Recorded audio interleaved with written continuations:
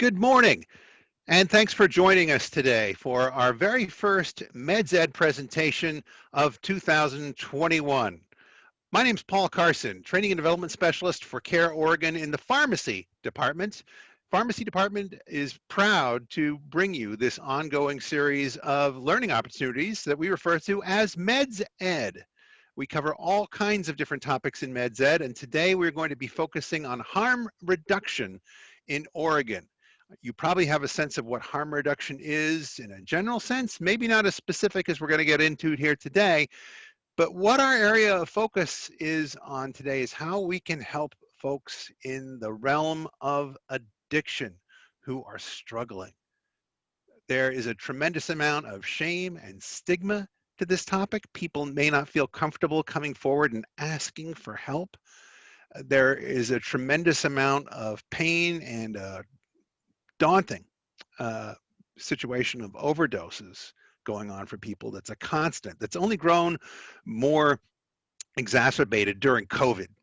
And on the horizon, we worry about things like epidemics of increased potency of fentanyl that are continuing to make themselves pronounced and frightening to contemplate. So we want to make sure that if we start to see more fentanyl making its appearance here in Oregon, like we're afraid that we're going to, that we're able to combat it in a positive way and help save as many people as we can. So that's a lot of the background about what's bringing us here together this morning. And I truly hope that we can all keep that in mind and come away with some practical, positive skills.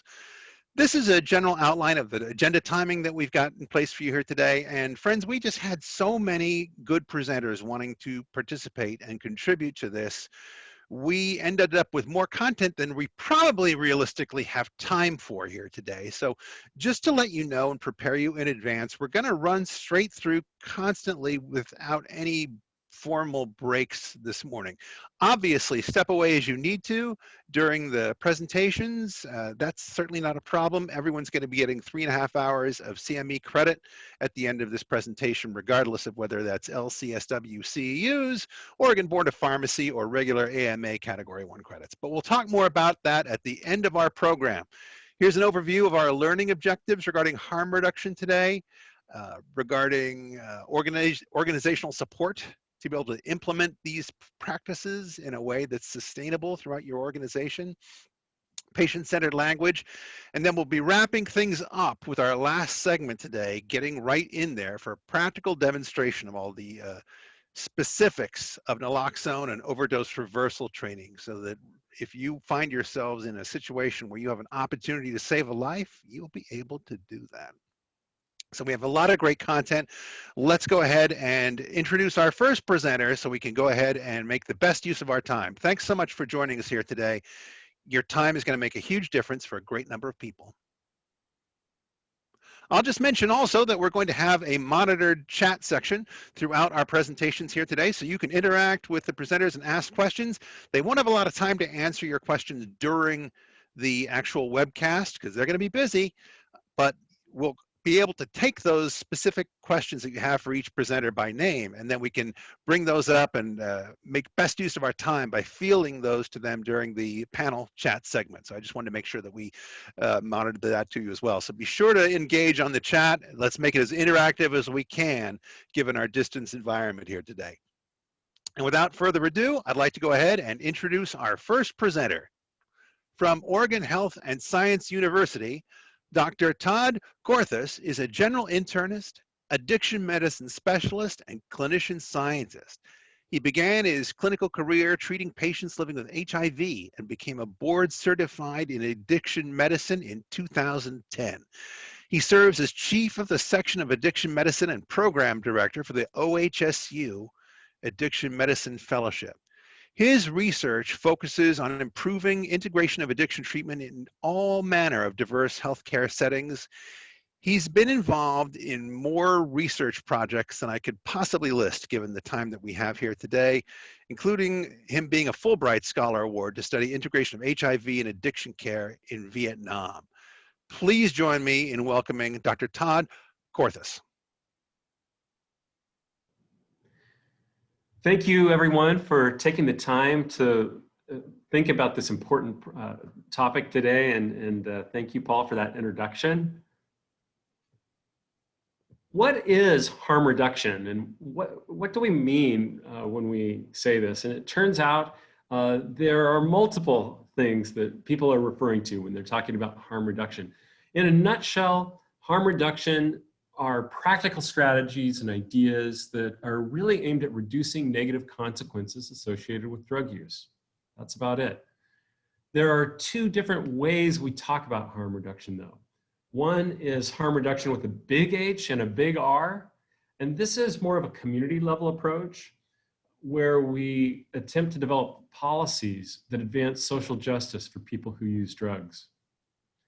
Harm reduction with a small h and a small r, you could say, is the clinical practice that supports persons who are using drugs to reduce the substance use related harms from that use and improve quality of life, really focusing more on improving the individual's quality of life. And how do we bridge these? Why are we here as healthcare providers? It's because healthcare providers are in a tremendous position to be able to bridge the community interventions in harm reduction with the individual harm reduction efforts in their interactions with people who use drugs. This is why I'm passionate about this, is for a long time, I thought that public health was someone else's issue, that wasn't really me with the patient in a room. And nothing could be farther from the truth. Physicians, other healthcare providers, case managers have far more power to affect change for individuals than sometimes we think we do. The other thing I would add is just harm reduction is nothing new. This is really an old approach. We may not have always done it well, but if you go back, what was Hippocrates saying? He was saying, first do no harm, minimize those harms associated with our interactions, cure sometimes, treat often, and comfort always. William Osler, care more particularly for individual patients than for the special features of the disease. Florence Nightingale, wise and humane management of the patient is the best safeguard against infection. Of course, infection being one of the major complications of drug use. And is she saying, pull out the antibiotics? No, there weren't any to be pulled at that time. She was endorsing wise and humane management. And then, of course, C. Everett Koop more recently, the best treatment is the one the patient will take. And no matter what our notions are of what we think is best for the patient, if the patient isn't engaging in that, we've missed the mark. So it's helpful, I think, to distinguish use reduction versus harm reduction. Reducing drug use is clearly one way to reduce harms from drug use. Moving someone from heavy use to moderate use, lower risk, and abstinence. However, there are many paths for reducing the harms of drug use. And anything we can do to decrease from high-risk use, things like using unclean needles, reusing needles, sharing needles, to lower risk and lowest risk use, are bound to also reduce harm and really achieve our end goal, which is improving quality of life. That's essentially, no matter what else we do, we're there to help people best that we can to have a better life. Harm reduction has really become all the more important in light of recent increases in opioid overdoses. These are opioid deaths in Oregon from 1999, and what you see broken down by prescription opioids in blue, heroin in green, methamphetamine mainly in the gray. And now synthetic opioids, predominantly fentanyl in yellow, is reductions in prescription opioid use since the mid 2010s.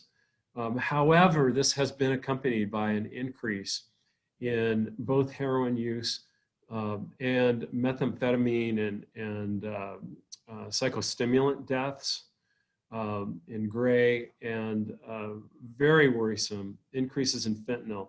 The Western US had been somewhat sheltered from fentanyl use until recently, and now we're seeing this week by week, more and more patients coming in reporting that fentanyl is their primary drug of choice, and this is going to dramatically increase deaths. So anything we can do to stave this off and nip this in the bud now is going to be saving lives here in the next few months.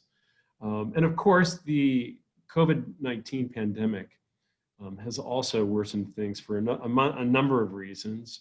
But just in the very early months of the pandemic, we noted a 70% increase in overdose deaths in Oregon. This has all been accompanied by one of the complications of injection drug use, and that's increases in hospitalizations for injection drug-related infections.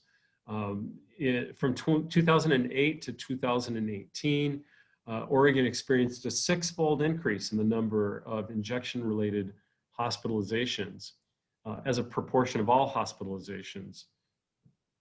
And that increase began prior to the Affordable Care Act. So this was not all due to just expansion of insurance access. And what this becomes is a proxy measure for really the increase in the number of people who are injecting drugs and experiencing complications of those drugs. And then notably, this comes at a substantial societal cost. The cost of hospitalizations related to injection drug use in 2008 was about 16 million in total, whereas total costs in 2018 had skyrocketed to over 150 million. Another way of measuring increased risk is to look at hepatitis C reported cases. And what we see is marked rates of hepatitis C in some of our high-risk counties in not only Western Oregon, but counties east of the mountains as well. And again, this is a marker for risky drug use typically. OHA did a fantastic job of taking some of this data on increases in hepatitis C diagnoses and overdose in a number of other factors around social determinants of health, and boiled this down to a vulnerability index that they rated by county. And what you see here is counties in Oregon ranked by highest vulnerability to outbreaks related to injection drug use versus lowest. The darker shaded colors here are around these southern and western Oregon counties are among the highest risk, but it also includes Malheur County, a frontier county in the far east of the state. You can look and see where your county lies in this risk assessment.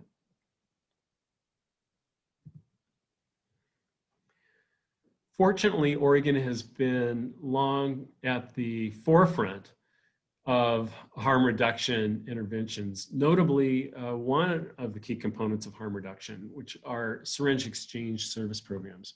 So this dates back to 1987, when Oregon was among the first states to deregulate the designation of syringes as drug paraphernalia. And this teed the way for Oregon opening the very first syringe service program in the state at Outside In here in Portland that's still going strong, and you'll hear from later today. I won't go through all of these, but over time, federal and state policy progressed and added additional options for syringe service programs.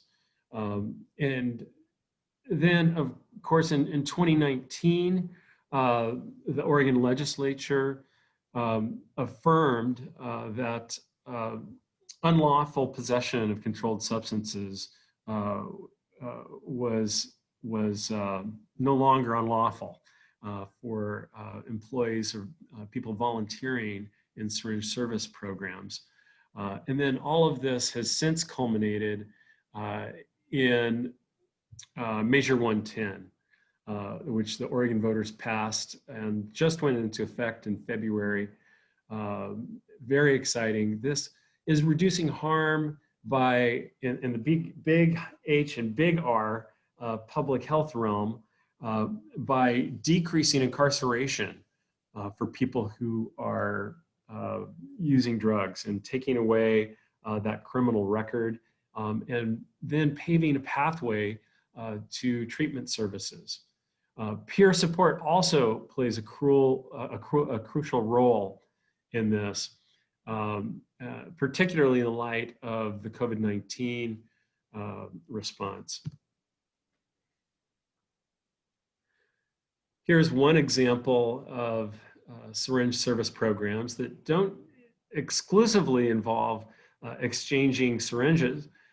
Some of our syringe service programs also have drop boxes in the community, in parks, in hotspots where people can safely dispose of their syringes. And these are tremendously successful, actually, for consolidating syringes so they don't end up laying around on park benches or elsewhere. And people who use drugs, the feedback we get is they really appreciate this service and are more than willing to dispose of their syringes this way. And what you see here on the right are now 21 syringe service programs throughout Oregon, including tribal healthcare services, including 6 programs run by HIV Alliance and a number run by county health departments in both rural and urban areas. So I'm very, very proud and glad that these services are moving forward, even as we speak. Another important aspect of harm reduction that healthcare providers can embrace are naloxone overdose kits to prevent overdose. They come in a variety of kits. The most widely available in Oregon are the kits that we distribute that do require some assembly and setting up. You'll hear much more about this from some of the other people doing trainings today. But in Massachusetts, widespread use of naloxone in the community led to a 46% reduction in community overdoses. And this is clearly something that providers can embrace as well. If a patient is receiving prescription opioids on a chronic basis, they should have a naloxone kit. If your patients are using drugs of any kind, they should be prescribed a naloxone overdose rescue kit as well. Even if the drugs they're using aren't identified as opioids. Very worrisome development is the contamination of the methamphetamine supply and MDMA supply with fentanyl that has led to the increase in stimulant overdoses in Oregon. How has COVID-19 affected all of this? One of the aspects that we can see is if we look at HIV reported cases and chronic hep C reported cases in Oregon in the COVID-19 pandemic in 2020 in yellow, what we see are reported case rates that are much lower than the historic average. And unfortunately, this doesn't mean that we're doing a better job of decreasing transmission of HIV and hepatitis C. It means that we're not testing during COVID. I worry about ongoing transmission that's going to catch up with us as the pandemic ends and we go back to normal, only to find huge increases in hepatitis C and HIV if we're not careful. So what can providers do? This is my last slide, and this is kind of Todd's top list of things that I try to think about when I'm face-to-face with patients. The first thing to understand is to tailor treatment to the patient goals. This is the core tenet of what good doctors have always done, and what we can definitely be more mindful in doing with people who are using drugs, who we come across in our daily practice. The patient may have a goal of avoiding overdoses. Great. Let's talk about naloxone rescue kits. Let's talk about using in safer environments or with a friend. They may have a desire to decrease infection. Well, let's talk about using clean needles and taking safeguards to prevent infection. They may be interested in reducing use, but it's okay if they're not, right? The key is they're not right now. And people's motivations and place in life changes over time and with their situation. And keeping that door open to whatever their goal is right now will keep the conversation open in the future when they are ready to reduce use, seek treatment, or even quit. Some of the other tools that I recommend using are, of course, always prescribing naloxone overdose prevention kits. These are increasingly available in the community as well, but I think it's incumbent upon us as healthcare providers to emphasize this and ask people about it. Do you have a kit at home? Have you used it? How did it go? Talking about clean needles and works with patients is important as well. When patients are telling me that they used methamphetamine and they injected heroin last week, I ask them how they used it. Did they use a fresh needle? Was it one they had used previously? Do they know where to get needles if they didn't have any clean ones? And then, of course, hepatitis C and HIV screening are crucial aspects and should be done in someone who's actively injecting at least twice a year if their risk is maintaining as high. I also try to talk about tips on safer use practices. You'll hear much more about this today from people who are much more skilled at this conversation. But briefly, we talk about avoiding the IJ, and trying not to inject into the neck, injecting as far from the heart as possible, trying to use needles that are easier to access veins so that you don't slip and end up muscling, trying to avoid muscling with, and then even I've had some luck with patients who are ready to say, well, gee, I really want to avoid these complications, and so I'm going to try smoking instead of injecting. And that's a win.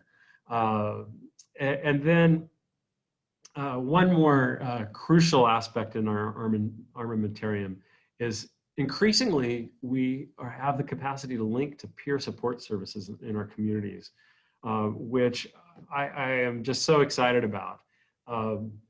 Peers are people with lived experience with drug use and alcohol use.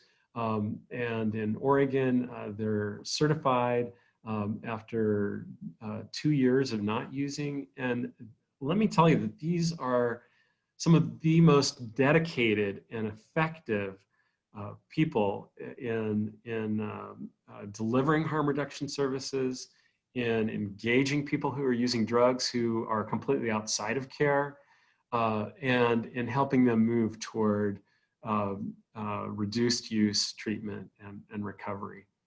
And then the final, Todd's top tips is just a reminder for all of us to be kind no matter what. Some of our patients are coming in under duress. They're experiencing unimaginable, really, challenges in their life, both now and in the past, that really color their interactions with the healthcare system. And the biggest thing we can do is just listen, be kind, be compassionate, no matter what is going on. And I'll just leave you with that. And thank you so much for taking the time and attention to work on this today.